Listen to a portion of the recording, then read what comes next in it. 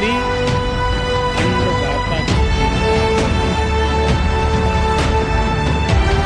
छत्तीसगढ़ में 3 लाख से ज्यादा परिवारों ने एक साथ नए घरों में grow. Dr. Jaishankar, thank you very much for joining us at the Rising Bharat Summit. You've come here every time we've had a Rising Bharat Summit, so this is your 3rd edition here. But I want to start off with something significant which some of our audiences may also be interested in knowing. It is the number 2140. Does that hold any special significance for you? I shall enlighten our audience and maybe even enlighten you. That's the number of days that This sounds like one of Elon Musk's tweets.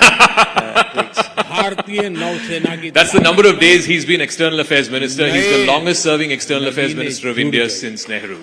So we can have a round of applause for that. And what a time to be in charge of India's foreign policy. You look back at the last 5 years and 10 months now, it's going to be almost 6 years. What do you think has been Indian foreign policy's singular achievement in these last 6 years? One thing if you were to name with the mic, sir. सामाजिक न्याय के लिए एक और बड़ा और ठोस कदम लिया गया। You know, this is Bharat Rising. ये 100 So how दिन do you manage the process of rise under extremely turbulent conditions? Because managing a process of rise is tough enough. But, you know, countries normally hope that you get a very conducive environment. We've got as tough an environment as anybody could sort of no, not hope for. Not hope for. Anybody could actually imagine. And I think getting through that, I mean, just look at these last 6 years from a foreign policy perspective. I mean, you've had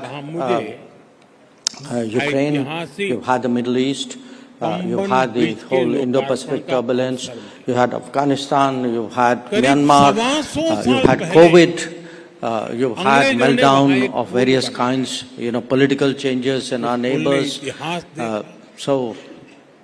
know, actually the stresses and the it's not just change. You know, there've been big events, there've been fractures, there've been stresses, there've been surprises. So it's been as turbulent as it could have been. I do want to, so since you said it's been challenging circumstances, it's beyond what anyone could have imagined, let's, you know, address the elephant in the room, and that is the tariffs that have kicked in today. That's what our business editors have been telling us. The reciprocal tariffs have kicked in today. And first of all, I'd like to understand from you, what is your assessment, what is your reading of, you know, what is going to be the impact of these reciprocal tariffs on India? What is India's strategy to try and deal with the fallout of it? If you could sort of, you know, elucidate what your views are. I don't think it's possible to speak about what would be the impact because we don't know. Delay is the enemy and what is our strategy? I think that's pretty clear. We decided that we will engage the Trump administration early on this set of issues. And we were very open with them, very constructive with them, as they were with us. And what we agreed to do was to try to negotiate a bilateral trade agreement by fall of this year. To the best of my knowledge, and I could be corrected here, I think we are the only country after President Trump has assumed presidency the second time which has actually reached such an understanding in principle. So I don't know, you know, every country, because every country is tariffed. Okay? So every country in the world today is fashioning its own strategy of dealing with the United States.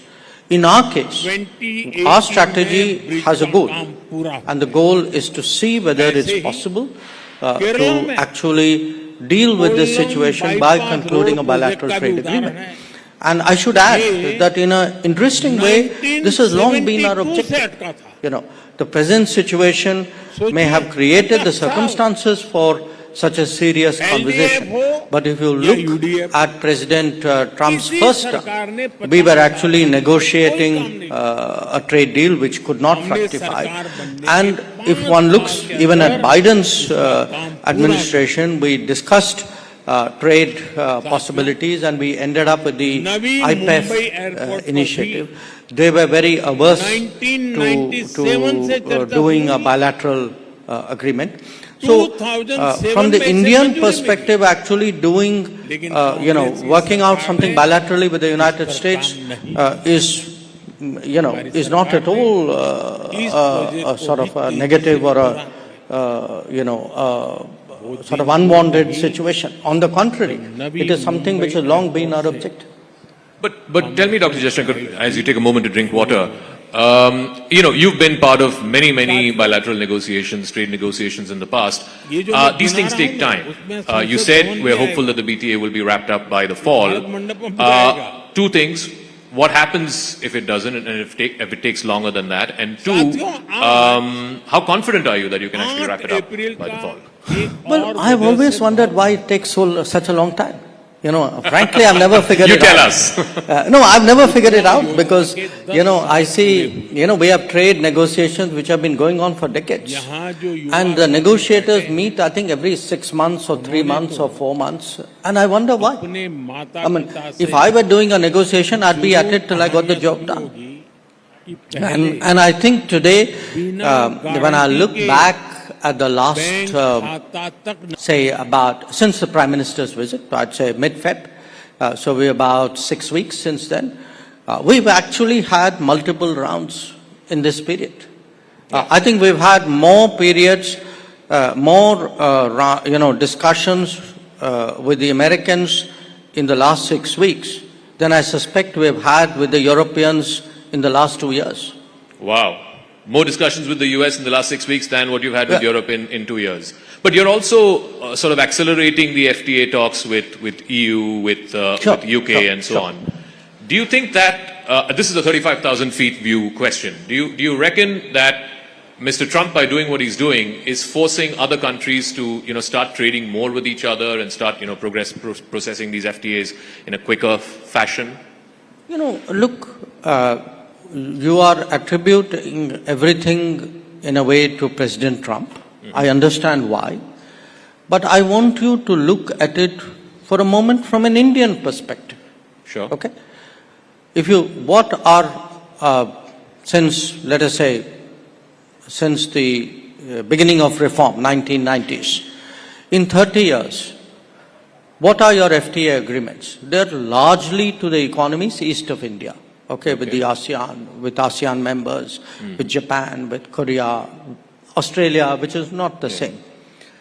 Now, where are actually your many of these are competitive economies. Yeah. Okay. In fact, with most of these countries, we are running today trade deficits. Now, where is the natural growth potential for our exports? It's to the countries west of us. It's in the Gulf, it's in Europe, it's in the UK, it's in the United States, possibly in Latin America. And actually those are the agreements which have lagged behind. So it's been our endeavor, I can tell you. I mean, from 2014, for example, we've been pressing the Europeans saying, look, can we re-engage, because we had stopped engaging. Then after Brexit, we responded very quickly to the UK's interest in reaching an agreement. We see an opportunity, in the current situation vis-a-vis the United States. These are, to me, really the priorities which we should be doing. We should be doing it in our own interest, not because some other president of another country says he's created a situation. I want to talk a little bit about Europe, because you had sort of become a bit of a lightning rod for them about talking about oil imports from Russia, saying how can you import from a country that's gone into war and invaded and so on. And you've laid out very articulately for India and for the rest of the world what India's position is. Now the same Europeans are scampering for an FTA with India. Do you see a double standard there? Or No. I think you're being unfair to Europe. Yes, you're being unfair to Europe. I think the Europeans were serious about an FTA earlier. It's just we haven't seen that kind of urgency. Maybe their way of working is different. So I can't expect everybody to be the same. So they take, typically they have taken much longer periods between interacting with each other. My point is that, Europe today, I think, realizes the importance of deeper ties with India and the relevance of the FTA for that purpose. We had in the end of February 21 European commissioners led by President von der Leyen visiting India. Very unique happening, not just for India, even for them. They don't normally do that. I think there's a very serious message coming out of Europe saying we want to move forward on this. We welcome it, we reciprocate it, and I'm pretty confident that just as we are seeing a very intense engagement with the United States, and by the way with the UK as well, I expect the pace to pick up with Europe. We have an aspirational goal. We'd like to close out the FTA this year, but when we get there, we'll see. I want to talk about the neighborhood. Last time you were here at the summit, the big concern, the big talking point was the relationship with China, and you had said that the relationship is not normal, and we need to deal with the situation at the border for the relationship to become normal. Now there's been a disengagement process. The Prime Minister has met with the Chinese President. You've met with your counterpart, I think, on a couple of occasions since then. How would you describe the state of the relationship with China? How far away from normal is it? Well, it's obviously better than the last time I was here. I think the disengagement, particularly the Depsang Temchok, was important. We are now addressing, to some extent, issues on the border because there's been a force build-up over a period of years. But there were many other things which also happened during this period. Some of it was a collateral of the situation. Some of it was actually a carryover from the COVID era. For example, our flights, direct flights, stopped during COVID. They were not resumed. The Kailash Mansarovar Yatra stopped during COVID. It did not again resume. So I think there is work to be done. We are at it. We are, trying to see whether a lot of this post-COVID and, parallel to the border tension, the combination of these issues, how much we can progress on this. We are looking at it because at the end of the day, we have always maintained that the situation which we saw between 2020 and 2024 was not in the interest of either country. It was not in the interest of our relationship. And I think there is a recognition of that now. So it's on the road to being normal again? Well, I think we are moving in a positive direction. The problem with your profession is you want instantaneous transformation. The challenge of my profession is it's a very arduous and painstaking one. I'm glad that we are sticking to each other's respective professions, but because there's so much talk around trade, and because President Trump has made that the point of conversation, you referred to, we have trade imbalances with a lot of countries to the east, right? Is this, you reckon, an opportunity, again, academically speaking, an opportunity for India to look at some of those trade relationships and say that, these imbalances cannot sustain, just like America is saying that, an imbalanced trade relationship is not working for them? Well, we've had concerns. We have articulated those concerns. This is not my direct remit, but I have a visibility into it, and we work as a team within the government. I think one of the issues for us, for example, has been the review of the ASEAN-India Trade in Goods Agreement, ITIGA, which we believe has been unnecessarily prolonged. I think it's important for all countries today to realize that the nature of the global discourse on trade is changing. There are new parameters, there are new metrics of judgment. I think countries will do what they need to do to protect their businesses, to protect their labor, to protect their societies. We cannot be an exception to it. So I think we have concerns with many of the countries east of us, countries with whom we have FTA arrangements, and also countries with whom we don't. Prime Minister was recently at the BIMSTEC summit. You were there with him. It's the first time that he met with the new interim leader of Bangladesh, Professor Yunus. There's been a lot of concerns here in India about some of the statements that have been made by the leadership there, some of the goings-on the ground, whether it's attacks on minorities, so on and so forth. From within whatever you can divulge in the public domain, what did the Prime Minister tell Professor Yunus, particularly on this comment about India's northeast being landlocked and, Bangladesh being the gateway to the ocean, and also on the attacks on minorities, on both those issues? No, look, I think the main messages from our side which came out at the meeting, one, that our relationship with Bangladesh, for historical reasons, is a very unique relationship. It's a very fundamentally a people-to-people connect. Much more so, perhaps, than any other relationship than I can think of. And that's something we need to recognize. So, it's not necessarily one of the government of the day. Secondly, we have concerns. We have concerns about the rhetoric which is coming out of people in Bangladesh. We have concerns about radicalizing tendencies we see. We have concerns about the attacks on minorities. And I think we were very, open about sharing those concerns. Again, as a country which, no country wishes Bangladesh well more than us.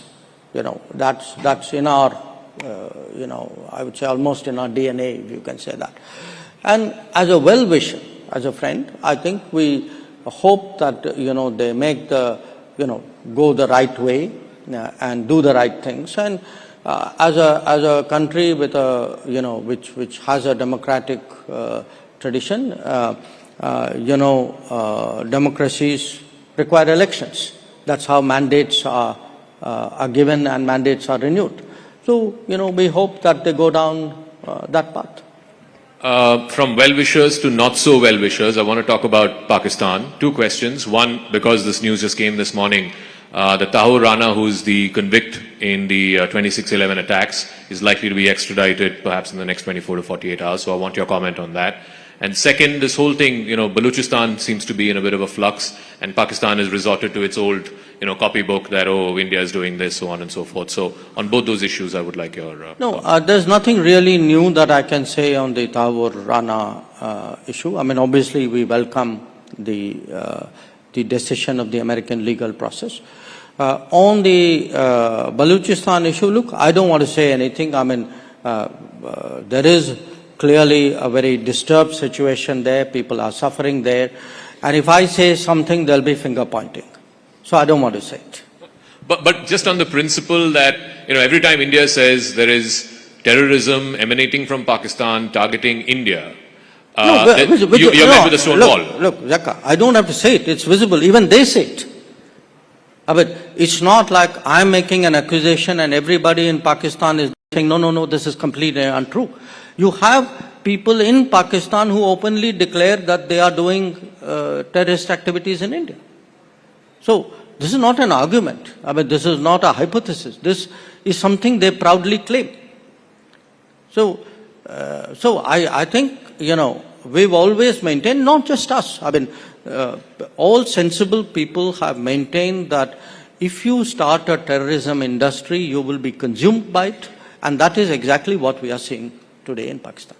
So at a time when, there's an acceleration for regional partnerships and so on, you don't see any future for SAARC, given if Pakistan does not change its tack and does not use or employ terror as an instrument of state policy? Well, let me pose that question to you. I mean, would you be okay if we were nice to each other in the morning and I come and attack your house at night? Certainly not. I mean, would you live with it? Certainly not. Then why would you even ask me that question? No, just in the context of SARC.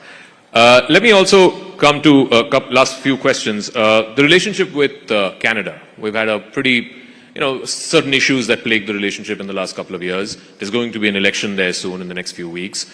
Are you considering reinstating the Indian High Commissioner in Ottawa? Is there anything moving in that direction post the election? Look, again, I'm very cautious in anything I would say publicly about Canada. They're heading for elections. I don't want a remark become an issue out there in their politics. For us, the direction in which ties have gone is something which, again, we believe has not served the interests of Canada. The kind of latitude that was given to people espousing extremism, secessionism, violence, if you import such people and encourage such people, it's going to have consequences in your own landscape. And, what we were saying, in a way, the cautions we were uttering inside the room, unfortunately played out outside the room as well. So we would like certainly to see, after all, it's a big country, Commonwealth country with whom we've had, generally good relations. Yes, things, again, for almost exactly the same reasons had happened in the 80s. So to the extent that, we see them recognizing the problem and, not giving that kind of political space to such forces, if we would then naturally take that into account. I mean, I have no gain by having bad relations with Canada. I would like them, actually, I would like both sides to mend the relationship. But I would also like people to recognize that there's a real problem out there. And the problem is, the kind of space given to these forces. One final question. We're anticipating President Putin of Russia to visit India at some point this year. In this new emerging global order where, President Trump wants to end the war, he's talking directly to both Russia and Ukraine, how does India figure in this emerging matrix? Because India is one of the few countries, yesterday the Prime Minister was here, India is one of the few countries that can speak to both Russia and Ukraine and has good relations with both. We've had a very, I would say, both a sensible position and a helpful position. Sensible in terms of very early on, we took the view publicly that this conflict cannot be resolved on the battlefield, that it was necessary for a return to dialogue and diplomacy, that it was important for the parties concerned to talk to each other, because that was not happening. And there was actually a view at that time that everybody else would gather together and somehow produce a solution, and the other party, in this case Russia, would be confronted with that as a choice. Now, much of what we held in 2022, 23, 24 has actually come to pass. And there's no vindication in it. I mean, in fact, if anything, there is regret that, so many lives have been lost, so much time has gone, so much damage has been done, not only to the countries, but to the global society and to the international economy. But, okay, now there is a greater understanding that we need, appreciation that we need to they need to engage each other. So, to the extent we can motivate that, foster that, encourage that, we would do that. And again, I maintain that we've always, what we said in Moscow was not different than what we said in Kiev and what we said in third places. And we've tried to, have conversations here, take those there with the approval of each party. And so that's one part of what we've tried to do. The other is, there have been different dimensions of this conflict which have popped up from time to time. Different countries have weighed in, and I think it's such a really serious issue. It's natural. It's not a single or a small number of countries. We approve of all of that. I think anything which any country can do or any group of countries can do to help, we welcome that. We've tried to do a few things ourselves. We weighed in with other people. It could be some of the nuclear-related issues, or it could be grain corridor, or whatever it is. But the objective is to help. The objective is not to put yourself ahead. I mean, we're not, actively searching for a role. But if, either of the parties or any other country comes and says, look, can you help out on this? We'd be open to doing it. All right, and I'll wrap up. I know you like cricket a lot. So these 2,140 days as the longest-serving foreign minister post-Nehru, you look at it as a test match, as a T20, as a one-dayer, or this is your career with an asterisk, not out. S. Jaishankar batting at 2-1-4-0, not out. No, I think on this one, look, it's been, it's been a very interesting heading to 6 years as foreign minister, but I treat it to some degree as a continuum of what I was doing earlier. In a way, I think the next few years will be extraordinarily challenging. It'll be challenging for the world. It'll be challenging for us as a country, precisely because we have to keep rising through all this clutter, through all these tensions. And to be associated with that process, to be given responsibility of that process, I think is a great honor, it's a great responsibility, and I'm very, very, grateful for it. We have the best batsman batting at not out on that. Thank you very much, ladies and gentlemen. Dr. S. Jaishankar, the External Affairs Minister of India.